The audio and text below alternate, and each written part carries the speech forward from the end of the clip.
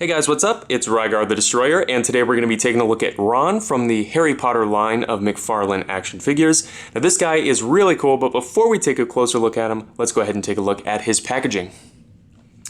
Here it is, fairly standard for this type of collectible. Nice big window here on the front, and then down here in the corner it's got a picture of Harry. So it appears that even in the action figure world, Harry Potter outshines Ron, even on his own box. So flipping over onto the back here, all of the other figures that are released in this wave, fairly nice lineup. Hopefully we'll be seeing more of these in the future, because as you'll see, this figure is really well done. But let's go ahead and get back to the figure itself.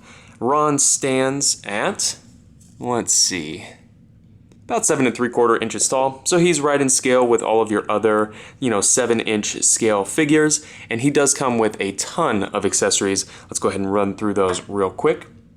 First off, of course, he comes with a wand. As you can see, the paint job on this isn't the greatest, but the sculpt work is, fairly well done. And it is, at the end of the day, about 1 inch long. So when it's in the figure's hands, you won't notice at all, and it looks perfectly serviceable. So definitely a nice accessory there. Up next, he does come with a base. Like the one that came with Harry, it is a little flimsy, but for a figure that's only $20 retail, I really can't complain too much. It definitely does its job. One thing that is interesting and worth noting, the surface here has a different texture sculpted onto it than the Harry Potter figure, which is unusual. I figured they would have made, one of these and then just pumped it out for all the figures, but it does look like they do a little bit of variety on there, which is nice. Up next, we've got the Patronus, which, as you can see here, is absolutely beautiful. The sculpt work on this is fantastic, and the translucent plastic is really well done as well. Looks very nice. Of course, it comes with a base, and on that base it stands at about 5.5 inches tall, which is really nice. This is almost good enough, in my opinion, to stand on its own as its own collectible. So to have it as a pack-in for an action figure is really cool. And then finally, like the other figures, it does come with these little clips which hold a piece from the packaging up as a diorama on the back. All you do is you slip one of these into this little notch on the back, and then you slide your cardboard in, and it holds it up there, which is pretty cool. I'm personally not going to use that, but it does add a lot of value to the figure in my opinion. Now, as far as the figure itself goes, the articulation is fairly well done. It is like the Harry Potter figure, a McFarlane toy, so there are some problems, and we'll kind of run through them.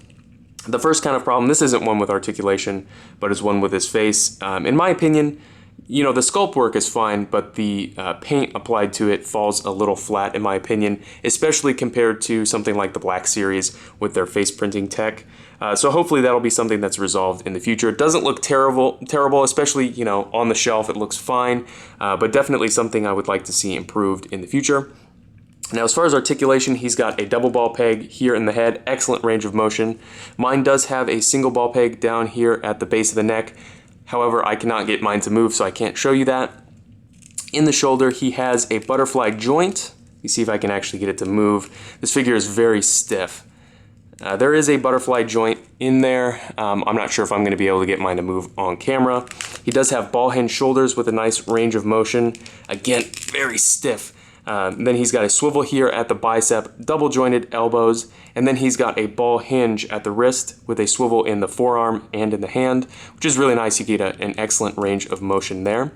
Then at the waist here, he's got what feels like a double or single ball peg in the torso. Excellent range of motion there. And the cut line, is not overly obvious when it's standing on the shelf. I think it looks pretty nice. And while we're here, I'd just like to point out what a nice job they did on this plaid pattern on his jacket. Really looks nice.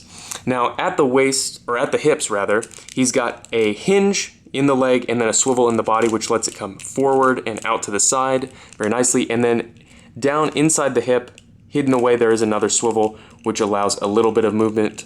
Now on this figure, just the way it's sculpted doesn't allow for the most movement there, but it's not the end of the world in my opinion. You do get a little bit out of those joints. So moving on to the knees, double jointed knees, really nice range of motion on those. And then at the ankles, He's got a ball hinge with a swivel in the leg here and then one at the ankle. So you can get, an extreme ankle rocker or, tons of movement in any direction you need. And then the way they've positioned the peg in the foot does allow for a traditional ankle rocker like a Black Series style one. And then finally at the toe, there is a hinge for a little bit of extra posability. Really cool. So overall, a really nicely done figure. Hopefully in the future, McFarlane will continue to make more of these because the ones that I've purchased so far, I'm really pleased with. So definitely, if you have any comments or questions, please leave them down in the comment section below, and I guess I'll see you later.